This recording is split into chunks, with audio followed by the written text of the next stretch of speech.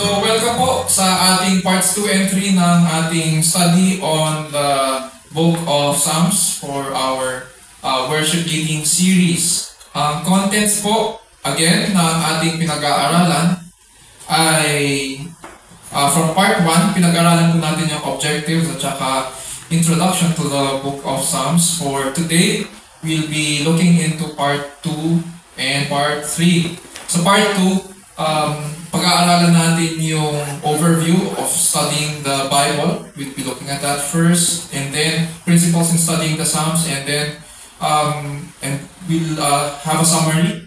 After which we will have a short break para doon sa gustong freshen up. And then part 3, doon na tayo papasok sa practicals natin. Yung objective natin is actually to teach yung ating worship team in making their introduction. So, this has several parts. Merong making your outline of the introduction. Merong parts din ito, may sub-parts na hindi naka-reflect dyan.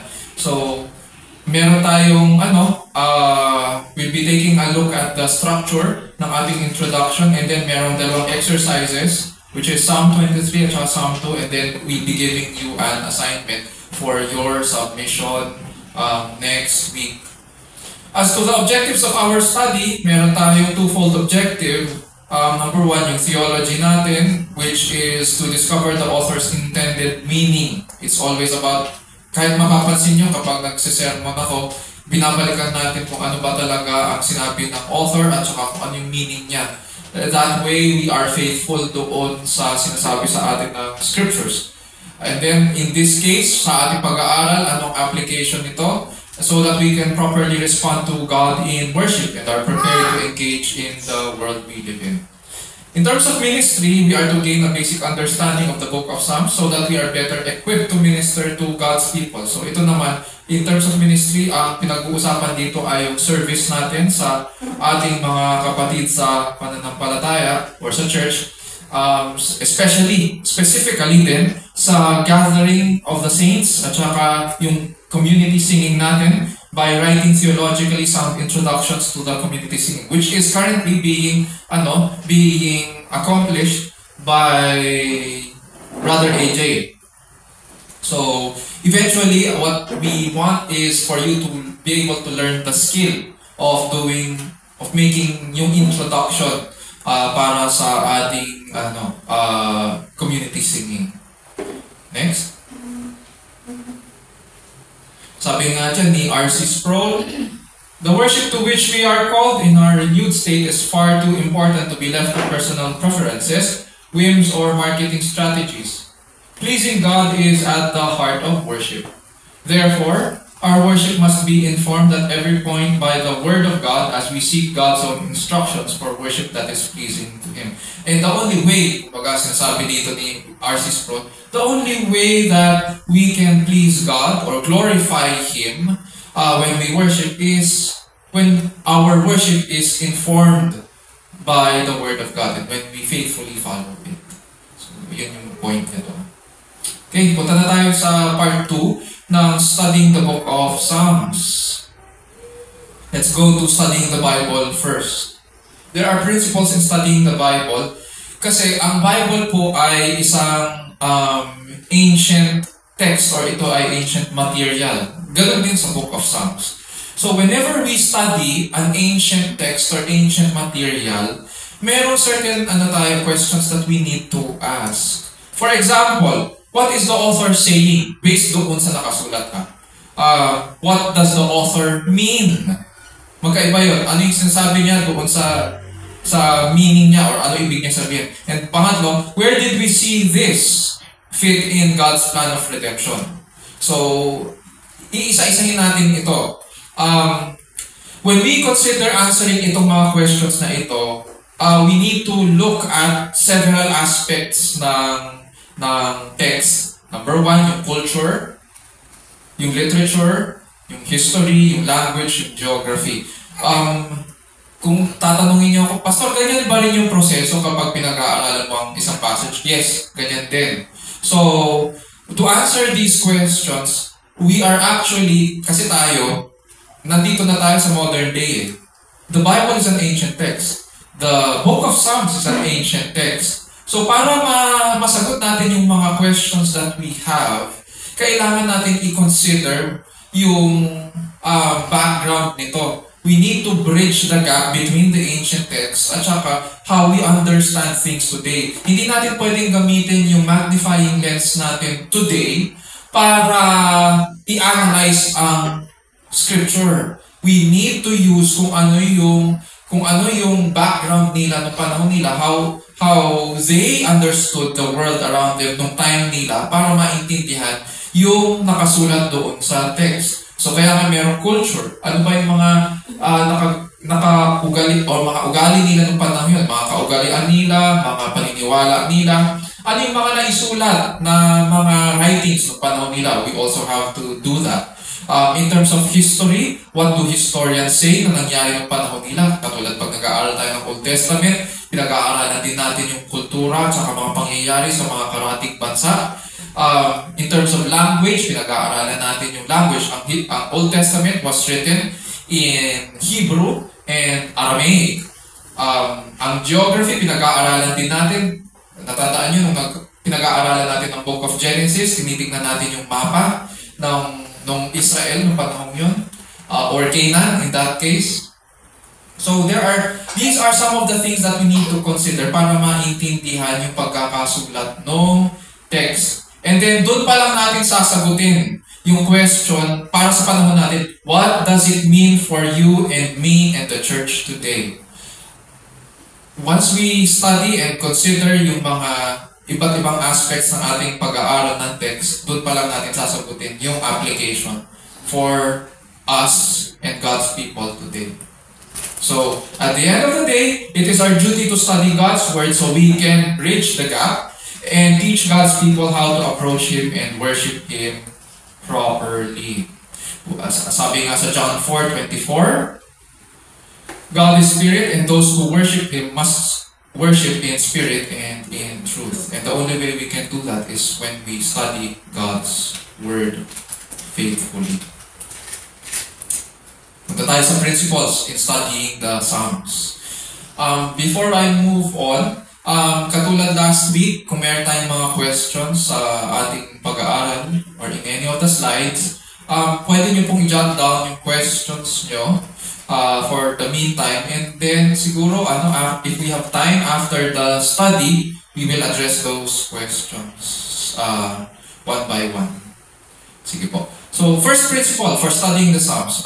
First principle is that we need to understand that the Psalms were written over a large period of time by several different authors. Last week na pag-aralan natin na ang coverage period nito ay 1,000 years. This was written over a period of 1,000 years at several different authors. Nandiyan si David, kung natatandaan pa natin, si Solomon, si Moses, si Heman, the Ezrahite, diba? Nandiyan, sino pa? Si Asaph, sino pa? The sons of Korah. Meron pa? So these are ito yung mga iba't ibang writers. Hindi naman si David lang ang sumulat. So we have to consider it is a collection of different poems and different material. Unlike most of the other books of the Bible, it is not imperative. Although it certainly would not hurt that a person read through all of the Psalms before studying a particular Psalm. Ang sinasabi sa principle na ito ay ganito. Kapag pinag-aaralan kasi natin ang mga epistolary literature or epistles or yung mga historical books, kailangan natin basahin yung mga previous verses para maintindihan kung anong klaseng text yung pinag-aaralan natin ngayon. We need to go back. Pero in the case of the Psalms, hindi naman ganun hindi masyadong importante na pag-aralan yung mga previous Psalms. Halimbawa, pinag-aaralan natin ang Psalm 2, hindi naman required na pag-aralan natin ang Psalm 1. Because each Psalm is considered as independent of another. May separate topic ang Psalm 2 sa Psalm 1. So, pwede pag-aralan independently ang Psalm 2 from Psalm 1 or Psalm 3. Parang ganun. So, yun yung ibig sabihin dito. We can study kung meron tayong current chapter pinag-aaralan, then we can focus on that chapter. So, second principle. Punta tayo. Understand that the Psalms are Hebrew musical poems and should be interpreted in light of this fact. So, poetic literature ito. It should not be treated as history, or it should not be treated as epistles. Iba ang categories nun. Ito, when we talk about poetry, we're talking about emotions. We're talking about the heart. So, then it should be interpreted in light of this fact na ano siya. These are poems. And may mga principles involved when interpreting poetry. Number 3, most of the Psalms were meant to be sung, not read. So, ginagamit siya sa worship. Tanong sa akin ni Ate Luz last week. So, Pastor, ibig sabihin, kung kinakanta nila ito, ibig sabihin, kumanta rin probably ang Panginoong Jesus. Yes, ginagamit ito sa worship nila para sa pag-awit din. So, yes, I would say na since he worshipped during his time on earth, then he sung the Psalms as well. Next slide, please. Okay, medyo makikita nyo na medyo heavy, text heavy yung slide na ito. Pero basically, ang pinipinpoint ng slide na ito is that may mga musical terms na ginagamit ang mga Psalms.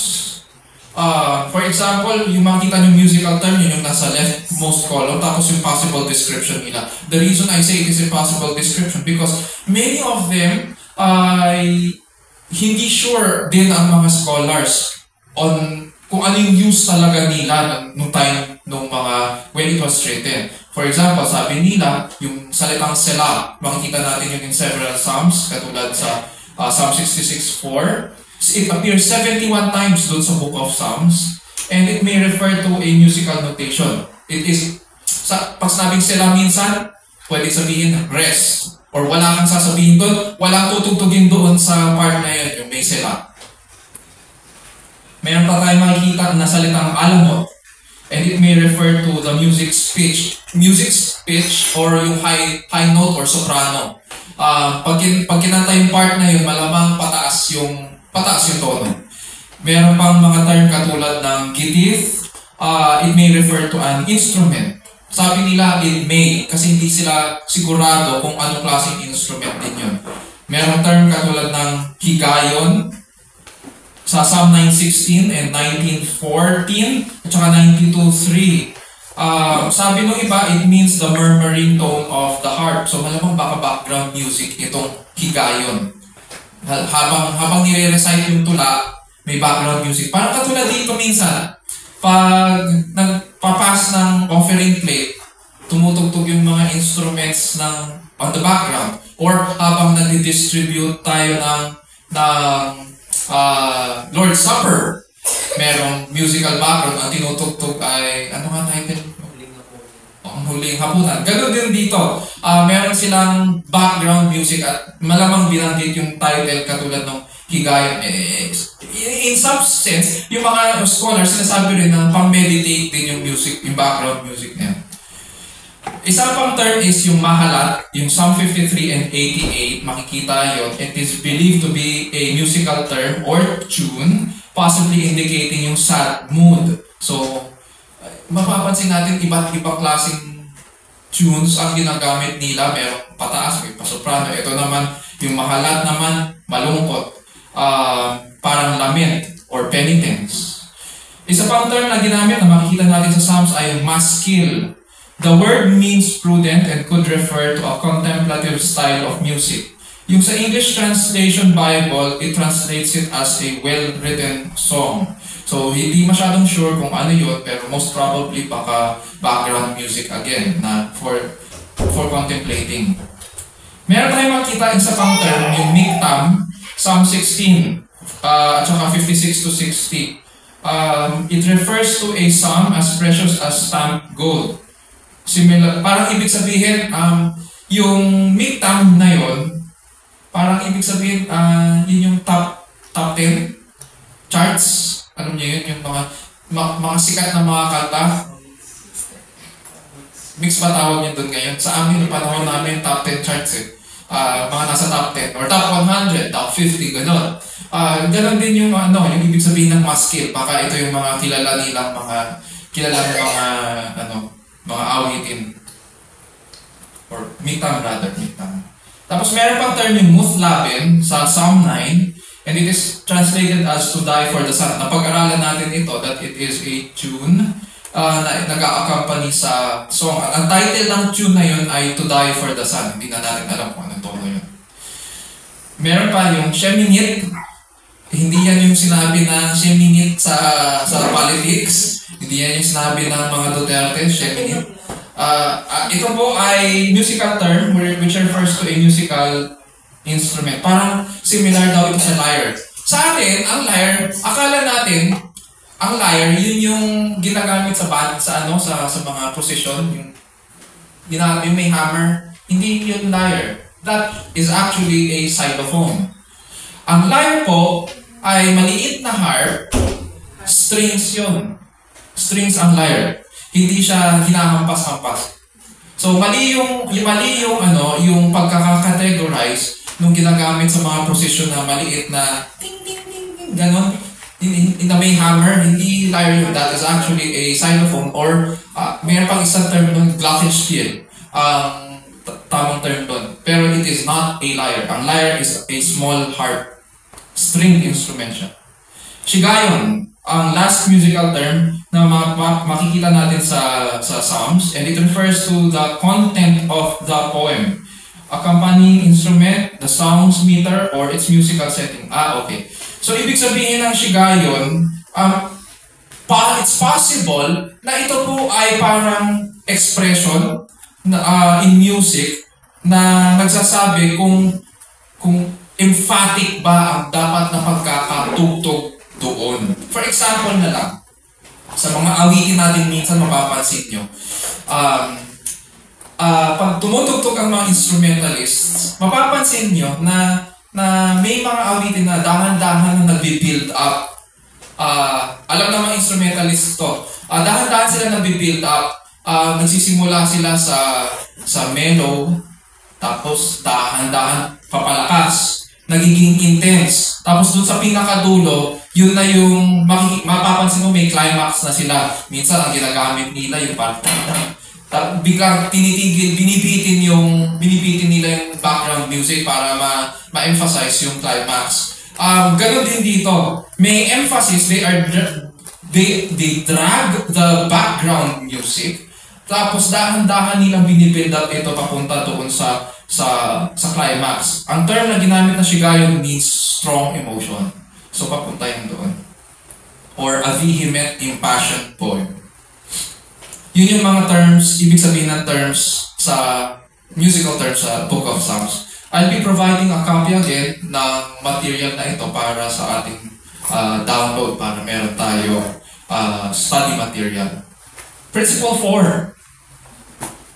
Sabi dyan, much of the language is figurative, hyperbolic, colorful, emotional, not literal. Yan yung sinasabi ko kanina. It's emotional. Figurative siya. Pag sinabing figure of speech, ano ibig sabihin ng figure of speech sa ating mga students? Pag sinabing figure of speech, ano ibig sabihin? Pag sinabing figure of speech, may nagsabi sa inyo na metaphorical, so sinabi rin na parang hinahalin tulad, no? Two different things na hinahalin tulad. So, halimbawa na lang, yung kanina sa sermon, sinabi, hinalin tulad tayo sa itlog, mga bugo, di ba? So, hindi naman sinabi na tayo ay itlog. Ang sinabi, tulad tayo sa itlog, may kabugupan tayo. So, yun yung mga figures of speech. Sometimes, ang mga figures of speech also represent the whole. So, merong mga ganon na merong isang bagay na nagre-represent sa kabuuan. Maraming klase ng mga figure of speech na kailangan natin makita kung paano nag-a-apply siya sa Book of Psalms. Hyperbolic. Pag sinabing hyperbolic, ito ay mga exaggerations. So, since exaggerations siya, we need to understand na hindi, dahil ito ay figurative and exaggeration at colorful sila and emotional, we need to understand na hindi lahat ng pagkakabasa dito dapat ay literal. So may konteksto ito at kailangan natin maintindihan yung konteksto. When the Psalms discuss trees clapping their hands, hindi yan literal na buhay na puno na may mata, tenga at bibig at mayroong mga kamay na nagkaklap. Hindi. Ano siya? It is metaphorical, not literal. For example, next slide please. When David says, "Every night I make my bed swim with my tears," sa Psalm 6:6, hindi ito literal na naging swimming pool yung kanyang kama. He is expressing his grief in a colorful, non-literal way. Yun. Punta tayo sa principle number 5. The Psalms speak to the heart first and then to the head. It means gumagamit siya ng emotions or it evokes emotion at yun yung objective ng pagkakasulat nito. Ine-express muna niya yung kanyang heart.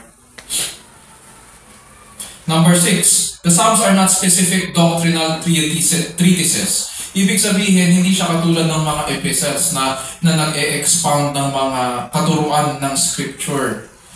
Hindi siya ganon. Actually, ang unang, because the Psalms, pag-aralan natin last week, 40% nito ay lament. It tells us na ang immediate context ng ating manunulat is that may pinagdadaanan siya. It's always an issue of the heart at saka emotions niya. Yun ang ine-express nito. And it is required of us na makuha natin kung ano yung pinagdadaanan niya at maintindihan yun para ma-interpret natin ng maayos yung itong mga passages of scripture sa poetic literature. Principle 7. Read each psalm as a unit. Minsan po, binabasa natin kasi Psalm chapter 23. We treat it as chapters. Pero, ang principle when you study or read the Psalms, it is considered as one unit. Ito yung sinasabi ko kanina. And do not focus on individual verses apart from a larger context of the Psalm. So, ibig sabihin, yung mga verses na nandoon sa isang chapter is considered as one unit. And you can study. Kaya nga ganun din ang ginagawa natin dito eh. Mapapansin nyo pag nag-aaral tayo ng Psalms or pag nagpapahayag sila mula sa aklat ng Psalms, pinag-aaralan ang sabi niya, bakit naman napakahaba niyan? Kasi ang treatment nila sa isang buong Psalm, para maintindihan natin ang konteksto nun, kailangan basahin niya yung buong Psalm. Minsan may mga Psalms talaga na mahahaba, minsan 20 verses, so kailangan basahin. Parang katulad kanina, hindi na binasa yung buo, pero ang binasa ay Psalm, yung verse 1 at saka tumalon sa 14 hanggang 29, mahaba rin yun, di ba? So, that is why, pagdating din, ang application nito, kapag ikaw ay reader, dapat sa bahay mo pa lang, pinapractice mo na. Kung mabagal ka magbasa, dapat sa bahay binabasa mo yan, pinag-aaralan mo na yan. Hindi yung pagdating dito, doon mo palang babasahin, magdadrag yan. Dapat sa bahay pa lang, kabisado mo na at least yung half of the psalm para alam mo kung paano mo siya babasahin in front. Hindi yung kung kailan yung date of assignment mo, doon ka nakakapa. Mahirap yon. So, we treat it as one whole unit, yung isang buong psalm. Next, principle 8. When studying the imprecatory psalms, understand that the statements about hating God's enemies are not violating other scriptural commands to love our enemies. They were not written out of personal vengeance. The first time na nagbasa o pinag-aralan namin sa bahay ang imprecatory psalms, medyo nabigla yung mga anak ko kasi meron palang mga ganong mga scriptures na halimbawa, ang prayer niya sa Panginoon ay